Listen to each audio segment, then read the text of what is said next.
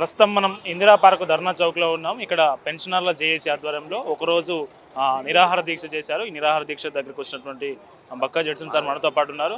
Sir నమస్తే. ఏంటి sir వీళ్ళు నిరాహార దీక్ష వరకు కూడా వచ్చేసారు. ఇప్పటివరకు నిరసనలు తెలిపారు, శాంతియుతంగా ఆందోళన చేశారు.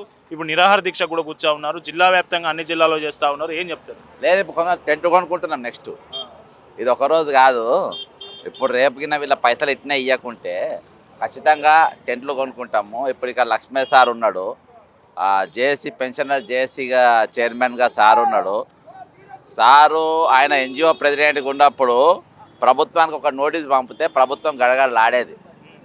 ఈ సార్ కంటే ముందు స్వామినాథన్ సార్ ఉండే ఎన్జిఓ లీడర్. అంటే అట్లా ఉండాలి. అర్థమైందా? ఇవాళ ఎక్కడ ఉన్నది లక్ష్మీ సార్? ఎక్కడున్నాడు? వాడు ఉన్నాడు.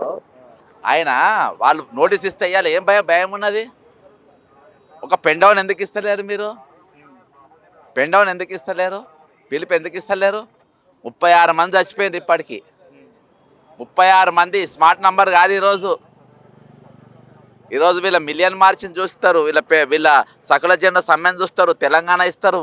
ఈరోజు వాళ్ళ పైసలు వాళ్ళు అడుగుతున్నారు కదా. ఏమన్నా కొత్తగా అడుగుతున్నారా మీరు?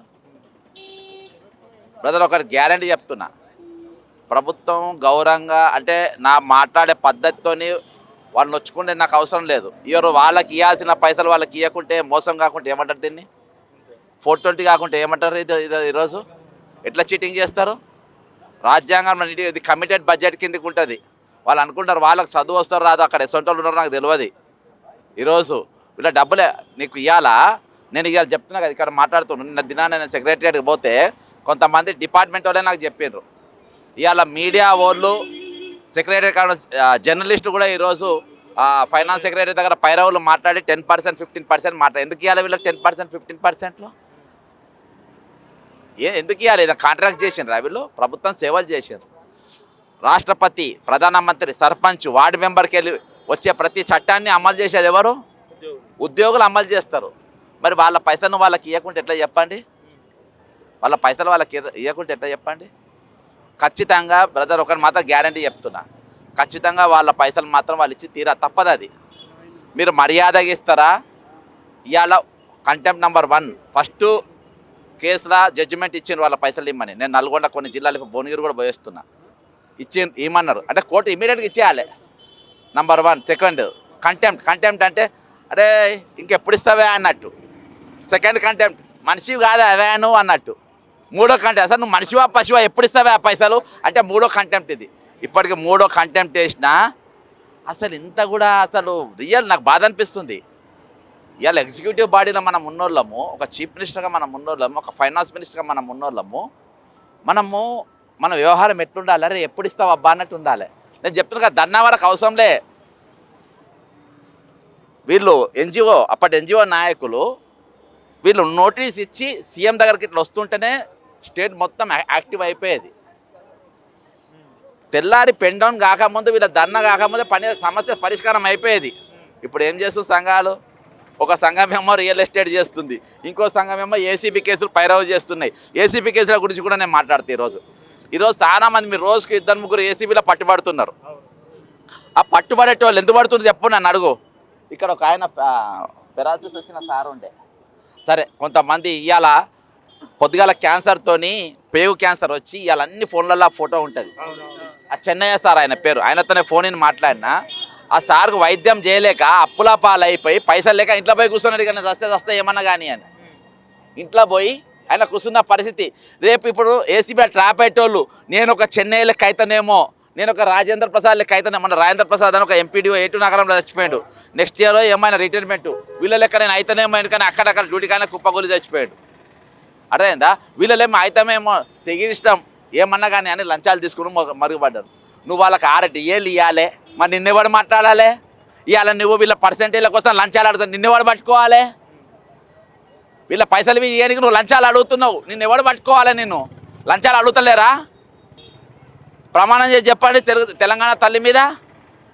ఓహో ఆమె మా తల్లి కాబట్టి మేము ఒత్తేస్తామంటారు కావచ్చు. అంతకి దిగజారిపోయింది. ఈరోజు ఏసీబీల కేసులు మొత్తం వీళ్ళని చూసే, వీళ్ళ లెక్క మా బతికి ఎట్లయితుందో, వీళ్ళ పిల్లల లెక్క మా బతికి ఎట్లయితుందో, ఇవాళ చెన్నై సార్ లెక్క మా బతికి ఎట్లయితుందో, రాజేంద్ర ప్రసాద్ లెక్క మా బతికి ఎక్కడైతుందో, అని ఇలా వాళ్ళని చూసి భయపడి ఈరోజు లంచాలు తీసుకుంటారు, రేపు వీళ్ళ లెక్క మేము కావద్దని అని చాలామంది దొరుకుతుండ్రు, జైళ్ళల్లో పోతారు. ఈ ఏసీబీలో దొరికేట వాళ్ళ పైరవులు పైసలు వస్తాయి కాబట్టి వీళ్ళ పైరవులు చేసుకుంటే ఇంకో సంఘం ఉన్నది. ఏమనంటే బక్క జెడ్సన్ గట్టిగా మాట్లాడుతున్నారు కాబట్టి వీళ్ళకి ఇవ్వాల్సిన పైసలు ఇస్తలేరని. అంటే ఆల్రెడీ రేవంత్ రెడ్డి బట్టి విక్రమార్క ఇద్దరు కూర్చొని పైసలు మొత్తం మిషన్లలో పెట్టి లెక్క పెట్టి కట్టలు కట్టి వాళ్ళ కవర్లలో పెట్టి నేను జెడ్సన్ అన్నాడు కాబట్టి మేము ఇస్తలేమంటున్నా. మీరు నువ్వు ఫుట్బాల్కు నీవు వీళ్ళ పైసలే వాడుకుంటావు, నీవు ఎవరికి మన అందాల పోటీ వీళ్ళ పైసలే వాడుకుంటావు, విదేశీ పర్యటన వీళ్ళకేస్తే పాడుకుంటావు. కాగ్లా చాలా స్పష్టంగా ఉన్నది. కాగ్లా 16,842 కోట్ల రూపాయలు వీళ్ళకి ఇవ్వాల్సిన పైసలు, శాంక్షన్ అయిన పైసలు. దీని మీద ఎక్కడ చర్చ జరగది, అసెంబ్లీలో చర్చ జరగది, అసెంబ్లీలో దీని మీద నిలదీయరు. దాని మీద చర్చ జరిగితే ఇలా ముఖ్యమంత్రి, ఉప ముఖ్యమంత్రి, ఫైనాన్స్ సెక్రటరీ, చీఫ్ సెక్రటరీ నలుగురు జైలుకు పోతారు.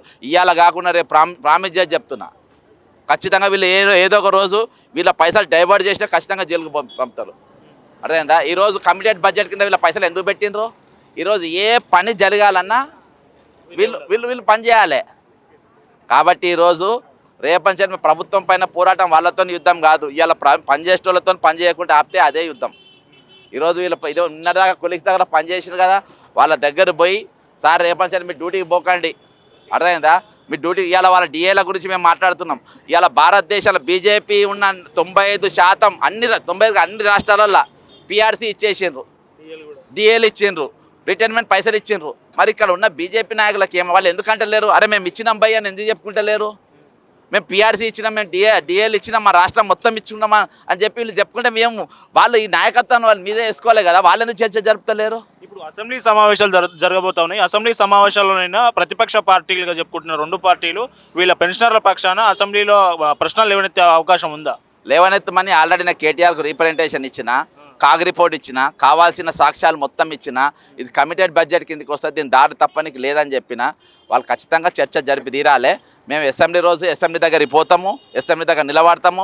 లోపల పోయి ప్రతి ఎమ్మెల్యే కూడా వీళ్ళ తరపు మాట్లాడమని ఒక కాగ్ రిపోర్టు, లోపల మాట్లాడాల్సిన అంశాలు ఈ 3 కూడా పెడతాం.